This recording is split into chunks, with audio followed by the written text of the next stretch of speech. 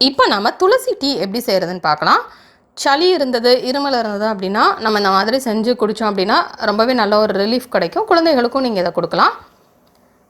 இதுக்கு ஃபஸ்ட்டு நம்ம 2 கப் தண்ணி எடுத்துக்கலாம். எடுத்துகிட்டு அதை நம்ம கொதிக்க விட்டுறலாம். இப்போ தண்ணி நல்லா கொதிச்சிடட்டும்.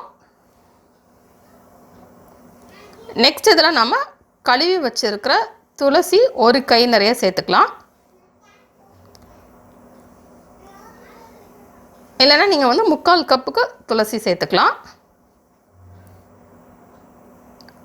சேர்த்துட்டு இப்போ இதை நம்ம கொதிக்க விட்டுறலாம். இது நல்லா கலர் சேஞ்ச் ஆகணும், அது வரைக்கும் இது கொதிக்கட்டும்.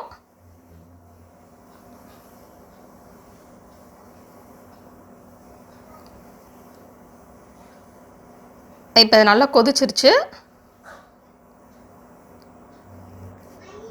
இப்போ நம்ம இதை ஆஃப் பண்ணிவிட்டு மூடி வச்சிடலாம்.